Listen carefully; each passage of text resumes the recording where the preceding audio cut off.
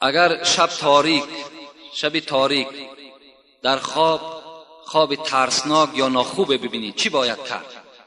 یعنی وقتی شما اگر شب در خواب یک خواب میبینید که یک دهشت شما را فرا میگیرد، یعنی یک خواب ترس، پیغمبر گفتند وقتی بیدار شدین با طرف چپ 3 بار آب دهانتان پرتایین، با طرف چپ که در اون موضع شیطان است میگوید، و این خواب ترسناک شما از حساب وی است، در جانب همون چپتان 3 بار توف کنید، یعنی با بگیم سخنهای عادی امروزه و اعوذ بالله من الشیطان الرجیم گویید در هر بار توف کردنتان، و بعد او پهلوی که خواب بدین پهلو را عوض کنید و خواب کنید. گفتم پیغمبر انشاءالله دیگر خواب ناخوب نمیبینید. نفرانی که قد پست دارد و میخواید قد بلند داشته باشد، یا اینکه فربه هستید و میخواید خراب شوید، یا اینکه خراب هستید و میخواید فربه شوید، یا اینکه زنهایی که از بیماری های زنانه اذیت میکشند، یا اینکه از دردهای معده، روده، گرده اذیت میکشند، به همه این شرکت شفا فرما کمک میرساند. یا اینکه زنهایی که از مرشینه یا از داغ‌های سفید رو اذیت میکشند، به همه این شرکت شفا فرما کمک میرساند. غیر از این شرکت شفا فرما برای شما حجامه بپول را پیشنهاد مینماید. کسانی که در شهر مسکو قرار دارد هم رفته حجامه کنید، هم داروهای خود را دسترس نماید. مرحمت. دویم سوال، اگر سلام از آدمی راه دوری آورده شد آیا جواب اون نیز ضرور است؟ البته وقتی که از راه دوری ها به ما و شما سلام میارند، مثلا از دوشنبه هست، از مسکو است، سلام کسی را میارند، در اینجا فقهای ما و شما گفتند و علیهم و علیکم السلام باید جواب گفتن در کار، یعنی بر وی ها و بر شما سلام. وقتی سلام آوردن هم با همون سلام آورنده جواب میگوییم، هم به کسانی که از نام اونها به ما و شما سلام آوردن با اونها البته جواب سلام دادن. این حالت اگر ما جواب سلام نگردانیم ما و شما گناهکار میشویم. شیر اسب حلال است، شیر اسب حلال است. حتی در یک فتوای دارم به نام زیور جنتی، در همون زیور جنتی میگوید که شیر اسب حلال است، حتی که اگر اسب از دنیا هم گذشت بگیم هلاک شد، فوتید، در حالت همون فوتیدگیش هم که اگر در همون پیستان و شیر هم داشته باشد، شیر او را گرفته استفاده کنین، حلال است. و اگر گاو هم که از دنیا گذشت هلاک شد، در پیستان و شیر باشد، شیر او را جوشیده گیرین، شیر وی حلال است. در همین زیور جنتی فتوا هست. اگر کفن و قبر را بر وقت‌تر پیش از مرگ تیار کنی می شود یا نه؟ کفنش درست است میگوید همین صاحب همین فتوا، پیشکی کفن تیار کردن جایز، لیکن قبر پیشکی کندنش ناجایز میگوید، مکروه هست میگوید. السلام علیکم کی حاجی مرزا که فخر ما هستی. همین سوره بسم الله الذی لا یضر مع اسم شیء فی الارض ولا فی السماء و هو السمیع العلیم، این سوره رو میگن بعد بامداد و شام خوانید، بسیار خوب است.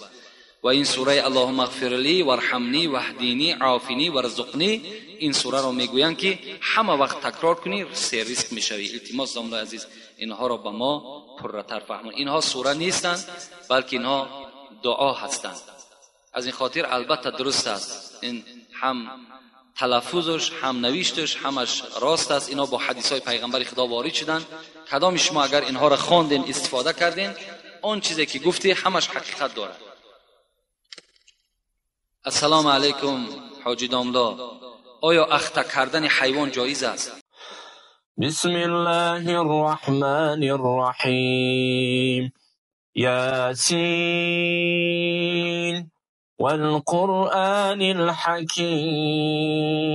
صدق الله العظیم. خیلی که میبینید تماشابینان عزیز، قرآن کریم یعنی کلام الله با زبان تاجیکی، زبان عربی را با کریلی یعنی با زبان تاجیکی نویسندگی‌اند و این چنین ترجمه با زبان تاجیکی دارد. شخصانی که میخواهند بار اول خواندن قرآن را شروع کنند، اگر از این گونه قرآن ها شروع کنید بسیار آسان خوان و آسان فهم است و این چنین برای پدران و مادران و نزدیکانتان بسیار هم یک تحفه بهترین است. اگر تحفه کردنی باشید از این گونه کلام الله یعنی از این گونه قرآن ها تحفه کنید، انشاءالله هم ثواب و هم بهترین تحفه می باشد. برای شخصانی که این گونه قرآن ها لازم است و رقم های روی اکران تماس بگیرید و هر کجایی که خواهید و شما روان میکنند. اخته کردن حیوان نزد حضرت امام ابو حنیفه ما و شما به پرگی جایز است، فقط نزد حضرت امام مالک اخته کردن اسب را اجازت نمیدهد، زیرا میگوید قوت اسب کم می شود و نسل او کم می شود. دیگر نزد هر چهار این ائمه اربعه، نزد چهار مذهب، اخته کردن حیوان به طریق اولاد جایز است، یگان غلط و یگان خطایی ندارد. حتی که میگوید که حیوانی که اخته می شود، حضرت امام ابو حنیفه میگوید وای گوشتش سیروغن می شود و گوشتش با لذت می شود.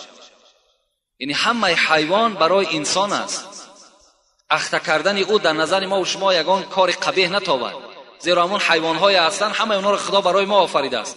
اختشان میکنیم، میده میکشیمشان، کلان میکشیمشان، این برای ما و شما هستند. همه اون نعمتی است که خداوند برای ما و شما آنها را خلق کردگی هست. حتی امروز ببین برای مردم دهقان همون اخته کردن همون بقه‌هایی که هسته چقدر یک خاصیت خوبی آورده است که بجای همین تکنیک‌های زیر زمان کار داده است. اگر او را اخته نکنن او هیچ وقت در دهقان خدمت نمیکنه. السلام علیکم اکای داملا، زن حامله دار وقتی که سر فرزند می رود یعنی وفات میکند، جایز است که کودک را از شکمش بریده گیریم؟ رحمت خدا بر شما. جایز است. وقتی که اگر میبینید که زن حامله دار از دنیا میگذرد، در حال شما میتوانید که شکم او را پاره کنین. البته برای این با متخصصا لازم است، پاره میکنن و کودک از شکم او میگیرند. در بعضی روایت ها میآیند که حضرت امام ابو حنیفه را پرسیدند ای امام، آیا یگان فتوای داده ای که در او پشیمان شده باشی؟ حضرت گفتند بله، یک فتوا دادگی هستم، لکن عاقبت همون فتوا را نمیدانم که چی شد. گفتند چی فتوا دادی؟ گفت بار یک شخص پرسید که یک زن حامله دار است، آیا اجازت میدهی که در حالت فوت او ما شکم او را پاره کنیم این فرزند گیریم؟ گفت بله. گفتند حضرت امام گفتند بله، شکم او را پاره کنیم فرزند گیریم. در همان گفت من در حیرت ماندم که حال همون طفل و حال همون مادر چی شد. این فرزند، این جوانی که میگه سوال کرد، گفتند امام گفتند این شبهه را از دلتان دور کنید که همون جوان من هستم که با فتوای شما از شکم مادر من صحت و سلامت برآمدم. یعنی مادر من در حالت نزع جان بود، از دنیا گذشت، مرا پاره کردن، از شکم او گرفتند. امروز یکی از عالم‌های برجسته هستند. السلام علیکم داملای عزیز، من یک خواهر اسلامی شما هستم. یک سوال دارم، آیا برای شوهر از رنگ و بار حاضر زمان استفاده کنی جایز است؟ یعنی کسمتیکا. یعنی یک خواهر اسلامی سوال کرده است که از کسمتیکای حاضر زمان بگیم، از همین داروهایی که لبها دا میشکند، چهره هاشون دا میشکند، برای شوهرها استفاده کنیم جایز است؟ یعنی جایز است. اگر برای شوهر هر رنگ باری که زن خودش را میدهد، آرا و تارایی که میکند برای در دل شوهرش جایگیر شود، برای محبت شوهر برای او زیادتر شود، برای اون که شهوتی مثال مرد کشاده شود، هر رنگ باری که میکند اجازت است. لیکن من به این خواهرای عزیز و به تمام آن زنهایی که از ما و شماست توصیه ما چی هست؟ من میخواهم که در جای کسمتیک اخلاق خوب حمیده داشته باشند، در جای کسمتیک احترام شوهر را به جا بیارند، در جای کسمتیک وقتی که شوهر پاشه در همون پاگای خانه که مان با یک چهره خندان، با یک قوقهای کشاده او شوهرها را پیشواز بگیرند. این بهترین رنگ بار است. باور که همین زنها هم به خود یک سیر دارند، مردها هم سیرشون همین است که وقتی زن او را پیشواز میگیرد، وقتی زن با او مهربانی میکند، این در دل شوهر البته به البته مهر بگیم دوستی نسبت همون زن خودش پیدا می شود. از این خاطر بهترین کسمتیکا، بهترین رنگ بار این است که شوهرها را احترام کنند. باور کنین همین کسمتیکای حاضر زمان همش خیمیه هست، چی در همون چهرهش میمالد، چی در لبهاش میمالد، عاقبت وی زلال میدهد. امروز همون زنهای پیرانسالی که در جوانی استفاده کردند، اگر شما اهمیت داده باشین، چهره‌های همونها دیگرگون است، چهره‌های همونها دیگرگون است. من از تمام خواهرها التماس دارم که چهره‌ها را به آب طهارت نورانی کنید، چهره‌ها را به نمازهای شب نورانی کنید، پیشانی را در زمین بمان در شب در ساعت 3 و 4 خیز و سوی خدای خود زاره و تولا که در حق شوهر دعا که انشاءالله در چهره تو چی در دنیا و چی در آخرت یک نور روشن می شود که تمام این کسمتیکه های دنیایی همه چی هستند عاجز هستند.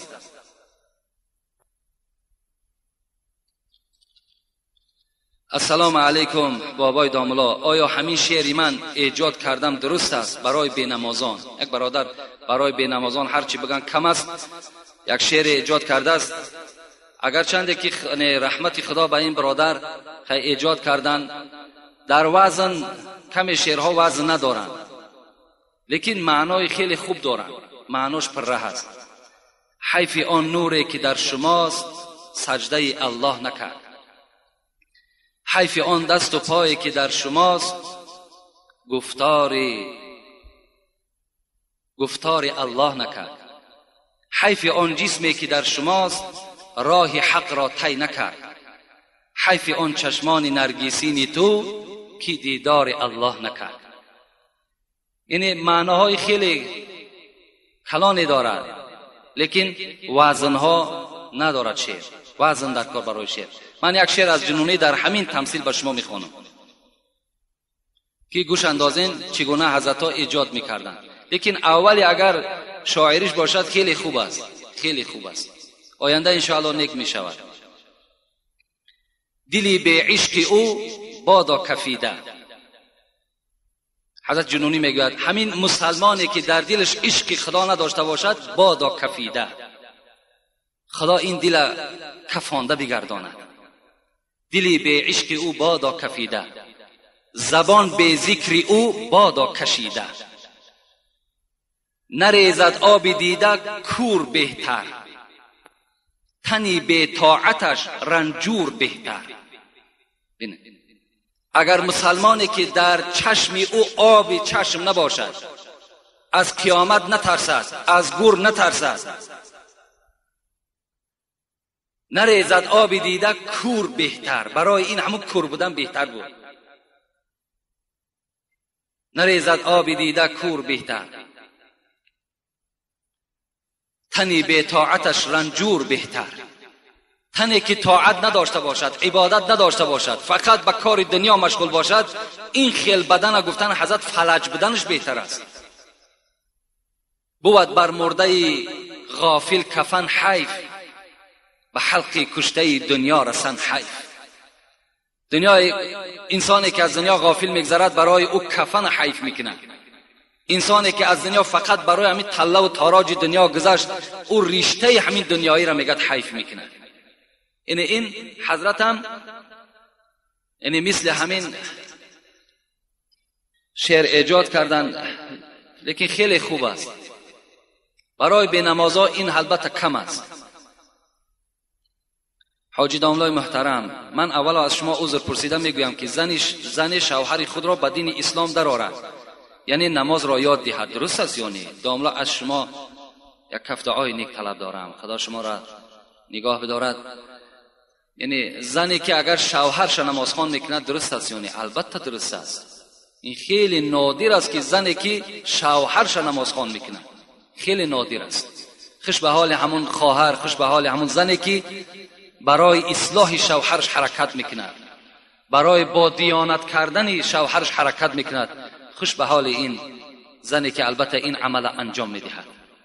البته درست است. یک سوال دیگر کردن، آیا اگر شوهری که زنش تعلیم قرآن میکند باز با او زندگی کردن درست است؟ البته درست است. این وظیفه شماست، وظیفه شماست که زن شما قرآن خوان کنین، زن از علم اسلام آگاه کنین. این وظیفه تون است. او حکم شاگردی را نمیگیرد، او تا همون مردن شد او زن شماست. شاگرد شما هم که باشد غلط هم ندارد، هیچ یگان جای غلطی نیست. السلام علیکم بابای حاجی، به سوال من جواب دهید. تسبیح ها را در دیده ها میمالند، چی معنی دارد؟ دویم، زن در دنیا 2 3 4 شوهر میکند، در جنت همراه کدامش میباشد؟ انا زنهایی که در دنیا 2 شوهر میکنن، 3 شوهر میکنن، از پیغمبر خدا پرسیدن این سوال است. حضرت گفتن که با شوهر آخرش در جنت است. کدام شوهری که با او در آخر حیاتش یک جا بود با همراهی او در جنت است. در بعضی روایت ها میآید که کدام شوهری که خوش اخلاق بود این زن همراه او هست. ابی دردا میگوید وقتی که از دنیا گذشتن با شوهر خود با زن خود گفتن که شوهر نکن اگر تو بخواهی که در جنت همراه من باشی. این مطلب از این سخن ابی دردا هم این است که زن با آخران شوهر خود در جنت است. و تسبیح را در دیده ها مالیدن اینها یعنی کاری غلط خطا هم بگیم خطا نمیکنیم. تسبیح گردانیدن ثواب. تسبیح گردانین از گپ بیهوده در همون سبحان الله شما میگوین هزارها بار بهتر است، لیکن بعد تمام کردن اونها را بوسه کردن در دیده ها مالیدن اینش غلط از گناه است.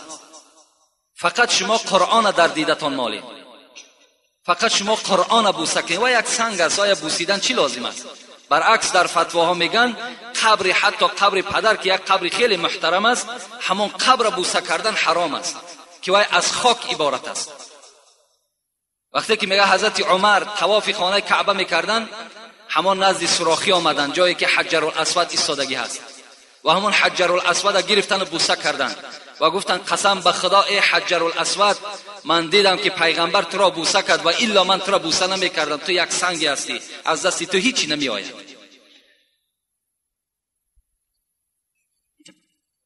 السلام علیکم آبای داملا، همین سوال ما را با پررگی جواب بده. من بسیار در نماز غلط میکنم، اگر پس بخوانم اگر نماز را کمکک بلند بخوانم خطا نمیکنم.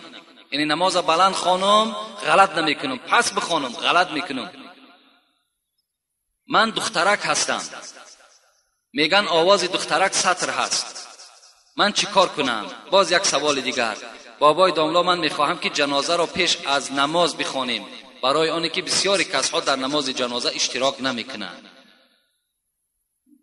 خداوند این خواهر باز توفیقش زیاده بگرداند. یعنی همه وقت باید که جنازه های ما بعد نماز شوند، زیرا پیش از نماز جمعه وقتی ما جنازه میکنیم اکثر مردم جمعه را میپرتویند، از پس نماز جنازه میشوند. اینجا ده همشون گناهگار میشوند، زیرا فرض عین ماندگی مثال از پای یک فرض کفایه میشوند. باید که جنازه البته به البته چی شود؟ بعد نماز شود.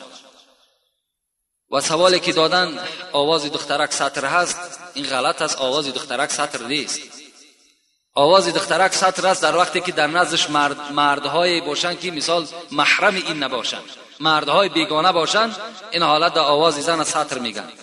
لیکن در نماز همه شما چی زن و چی مرد میتوانیم 5 وقته نماز کدامش نباشد، چی بامداد چی پیشین. گفتی عباره مختصر که والمنفرد خیرت این ادا، آدمی طاقت گذار حق دارد خواب پس میخواند خواب بلند. اگرچه نماز پیشین باید پس خوانده شود، عصر پس خوانده شود. اینها فقط برای امام هستند، برای آدمی طاقت گذار نیست. برای آدمی طاقت گذار میتونی با تمام آواز در خانه بخوان، چی پیشین باشد چی عصر باشد. نمازهای بلند میتونیم پس بخوانیم، بلند یعنی اختیار شما هست اگر طاقت گذار باشین. این بلند خواندن و پس خواندن فقط برای همون خطیب است، برای ملا است، برای امام است، برای شما نیست. همه تون میتونیم بلند میخوانیم پس میخوانید، این حق شما هست اگر در خانه نماز ده تنها گذار باشین. السلام علیکم داملای محترم حاجی مرزا، بعد از سلام خواهش میکنم که به این 2 سوال من جواب بدهید. در ماه سفر لباس در تنت اگر بسوزد پوشیدن وی باز درست است یا نه؟ در ماه سفر نکاح کردن یا که توی کردن، یا زن اگر حامله دار شود، یا زنی که سری فرزند رود، با احترام یکی از مخلصان شما. ما اینقدر از ماه سفر میترسیم، اینقدر از خدا نمیترسیم. تمامی در مردم ما و شما همون جاهلیت دوره عرب ها پیدا شده است. در دوره های جاهلیت هم کتاب تاریخ عرب ها را خواندم، تماشا کردم، اونها هم برای اونها روز نامبارک روز چهارشنبه بوده است. انا همون اثر جاهلیت اونها در ما و شما تاثیر کرده است. امروز بیماری را وقتی میگو روز چهارشنبه خبر گیرم میگن نره که کسلش زیاد میشود. ببین این یک جاهلیت است، حالان که پیغمبر ما و شما میگه العائد فی المریض یمشی فی مخرفة الجنه، کسی که اگر بیمار خبرگیری میرود قدمهای او در باغ از باغهای جنت قدم زده ایستاده است. بین ما و شما را محروم میکنن از فیض همون جنت، از همون داخل جنت ما و شما را این جاهلیت محروم میکنن. نمیگذارد که شاید که من همون روز چهارشنبه بیکار باشم خلاص. یا حضرت عایشه صدیقه میگوید که در دوره های جاهلیت ماه شوال بسیار ماه نامبارک بود برای مردم عرب، حالان که پیغمبر مرا در ماه شوال نکاح کرده گرفت. این عایشه صدیقه میگوید. یا جاهلیت ما و شما این گونه بود که یک چغز اگر در بالای یک درخت می نشست میگفتیم از همین خانه یک کس وفات میکنه، یا همین خانه ویران میشد برای که چغز در بالای خانه نشست. حالا که خدای ما و شما و ما اصاب من مصیبت الا باذن الله، ای بندگان من خاطر شما جمع باشد، از هیچ چیز نترسین. هر بلا و مصیبتی که بر سر شما می آید همش از نزد من به اجازت من می آید، شما از اینها نترسید. ماه سفرم از طفیل اینهاست. ماه سفر یک ماه پرخیر، یک ماه پربرکات. فقط پیغمبر خدا را وفاتش در این ماه سفر است. برای این در این ماه، هر ماه برای ما و شما ماه مبارک است. از ماه سفر نترسید. حتی پیغمبر لا عدوى ولا طیرة ولا هامة ولا سفر فی الاسلام. ببین در اسلام ما از پرنده ها نترسین. گفت در اسلام از ماه سفر نترسین. هیچ بلا ندارد، هیچ مشقتی ندارد. برای همین لباسی که در ماه سفر می سوزد پوشیدن او باکی ندارد، پوشیدن بگیر. یا توی کردن در ماه سفر، اگر همین تویهای سرخراجات و همین تویهایی که پر از حرام کرده های خدا هست در ماه سفر نه، در تمام کل سال برای ما و شما نادرست است. ماه سفر خالی نه. یکی خوش به حال همون پیشوای ما و شما که بیچاره البته مانده شدند از حساب همین خراجات اسراف ها و عمل های نادرکار همین مردم که مانده شدند، بعد گفتن که همین ماه سفر در توی کردن درست نیست. شکر که از همین ماه سفر حاضر می ترسن، از خدا نه.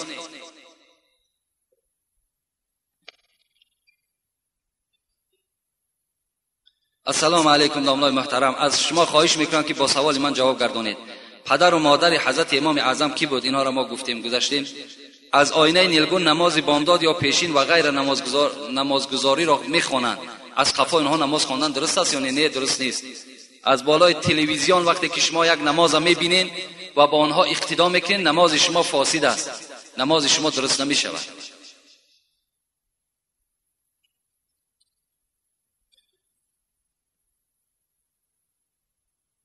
السلام علیکم استاد شیرین زبانم اکای حاجی میرزا، من از شما خواهش میکنم که قرآن ختم کرده مرا در حق گذشتگانم ببخشید. از شما خواهش میکنم که درباره امام حسین با ما صحبت میکردید. با احترام یکی از مخلصان دائمی شما، ان شاء الله به نزد من بیا، بعد میبخشیمش در حق من اولاد اجداد. الان که حق بخشیدن خود داری، ختمش کردی، 3 بار دیگه سوره اخلاص بخوان، در حق تمام گذشتگانت همان ختم کردگی تا ببخش، ان شاء الله ثواب میگیری. السلام علیکم داملای شیرین سخن. این سوالش. درود و رحمت خدا بر شما و خانواده شما. من یک سوال دارم، میخواهم جواب پرره گیرم. آیا دلیل هایی که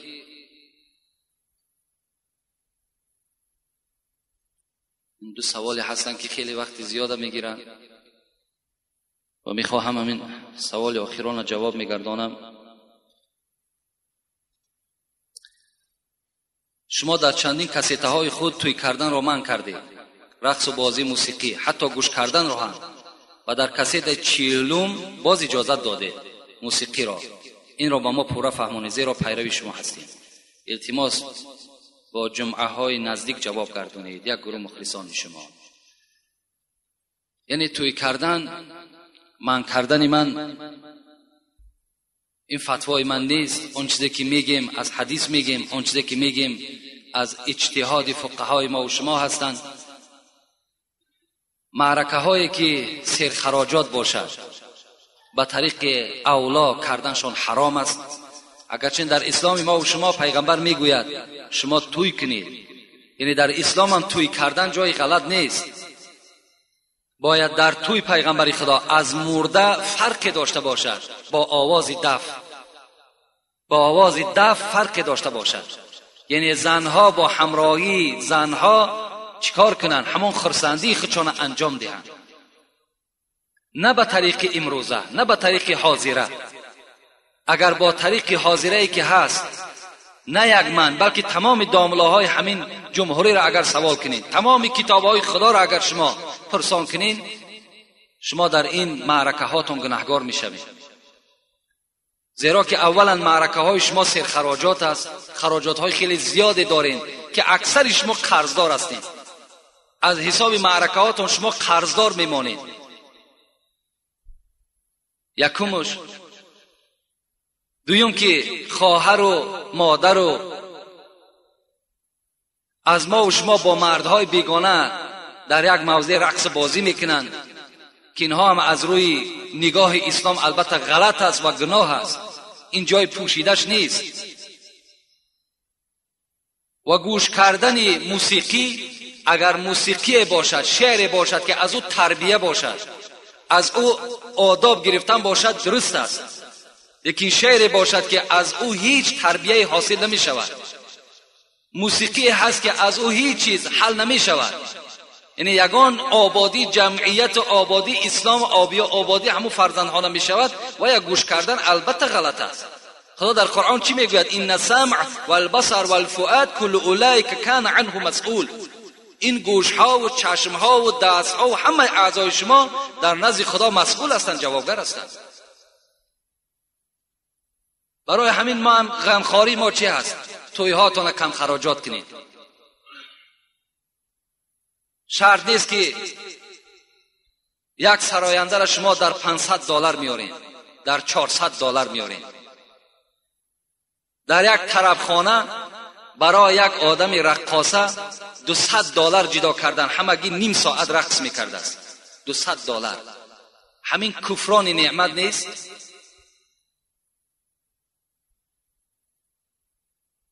برای $200 را به دست آوردن چند قدر مهنت در کار، چند قدر مشقت در کار.